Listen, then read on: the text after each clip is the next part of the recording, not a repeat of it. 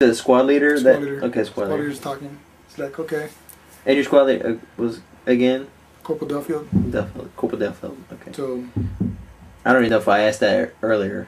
no, squad leader was Corporal Duffield. Okay, Corporal Duffield. So, we look, he looks down there. It's like, whoa, you know. So, he calls up to the CP, Lima Company CP. So he's like, hey, we got a tank up here. Like, so at the time, we're prepping for a shot with an AT-4. So he's like, oh, but just because he couldn't get comms with, we couldn't get comms with Lima CP, he said no, which was, I think, was a good idea or a good call in his part.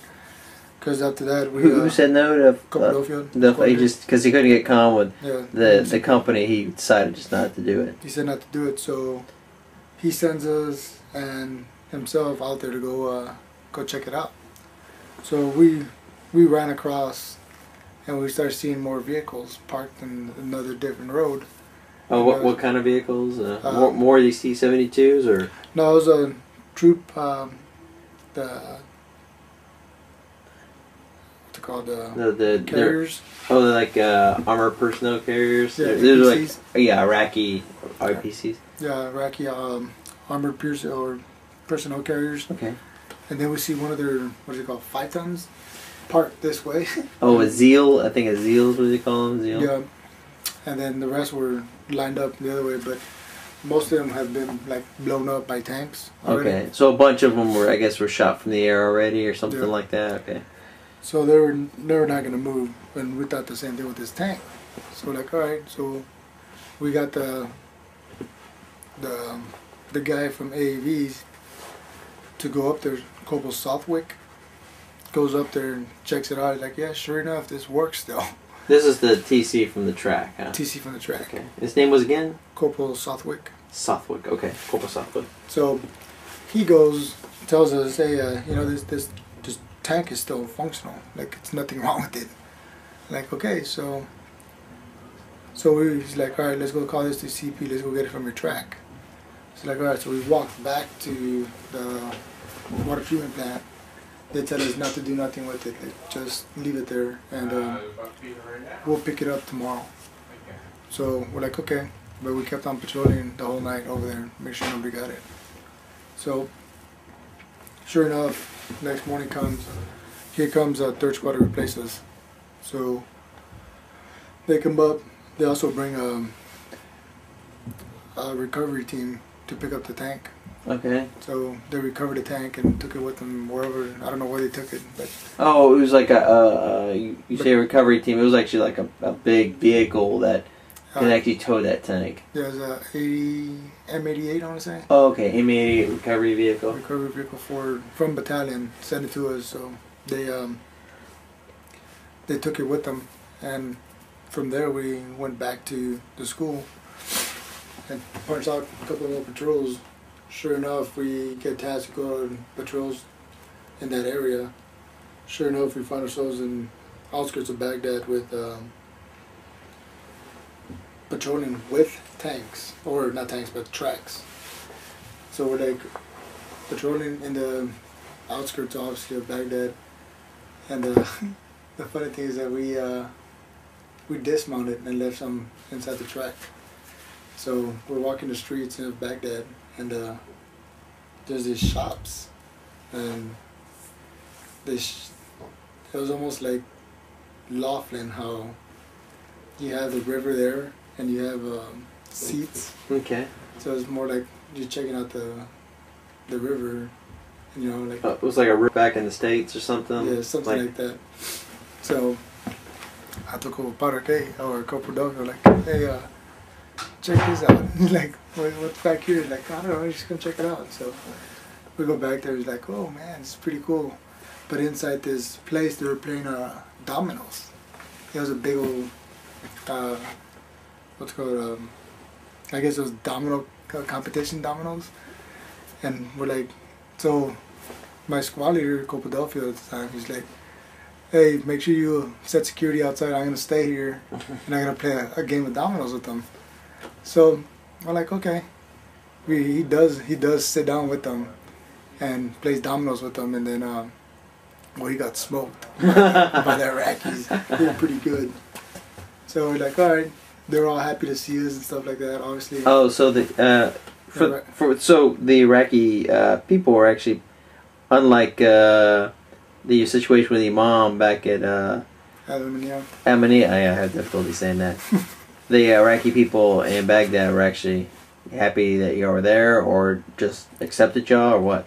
They're actually happy that we're there, and that we're helping them out and stuff like that. So they obviously liked that our squad leader sat down with them and actually played a game of dominoes. Okay, even though he sucked ass. Yeah. Okay. So, which is pretty cool, I think, and you know, we're trying to win the hearts and minds of them. So we're like, hey, this is the way to do it. We did that. Sure enough, we had a crowd of kids following us.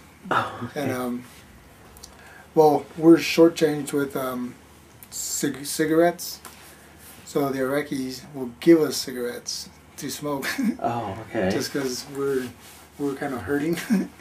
We didn't have none of the tobacco products anymore. We had finished them on the push-up.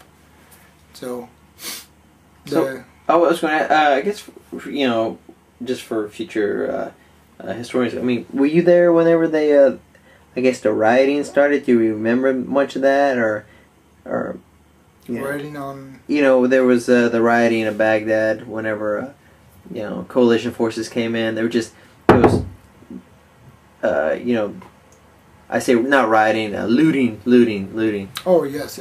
So you saw that. This looting started when we were Minister of Oil. Oh, okay, so you saw it happening. So we saw it like down the road.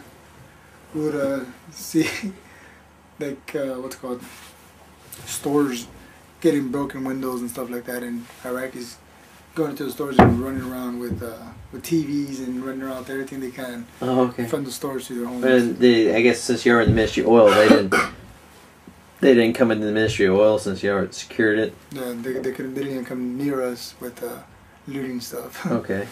So, but beyond that, I guess the thing started slowing down by the time that Corporal Delfield and the rest of you went and played dominoes. At that time, the looting had slowed down or stopped. Well, the looting didn't even. We didn't see no looting in this area. Okay. So it was like. So really, it was only in downtown Baghdad. Okay. Not the outskirts or western of Baghdad. Over there's like more like they're trying to still manage and still have fun basically with us there. Okay. So it made us we had a good time with the Iraqi populace. So from there went back to the school. Sure enough, we got some sleep, and then Lieutenant and the squad leaders had a meeting. So therefore the squad leaders like, hey, another squad called me to go with them, which is Corporal Podrick, second squad, calls me and is like, hey, you're coming with me on this patrol. I'm like, okay, cool. Where are we going? It's like, oh, we got the same mission Corporal Delfield did. Like, go check out what's going on and go make sure we don't find any ammunition and stuff like that. Ammunition and weapons. It's like, all right. So from there we go out and we go to this school. Sure enough, there's a. We go to this school and start clearing it. This school is full of ammunition. Full of ammunition. Okay. So, and this is on the outskirts of Baghdad, you said? Outskirts of Baghdad. Okay. It was full of ammunition, so we secured it. And we called the Lima CP. It's like, hey, we got a school full of ammunition. So he's like, okay, we'll get it. We'll stay there tonight, and we'll call up higher. It's like, all right. Sure enough, we secured the site, and next morning we had a flatbed truck, or a semi, I want to say, truck, empty. It was a Iraqi one. Oh, no shit. So sure enough, we were the working party to load it into there. So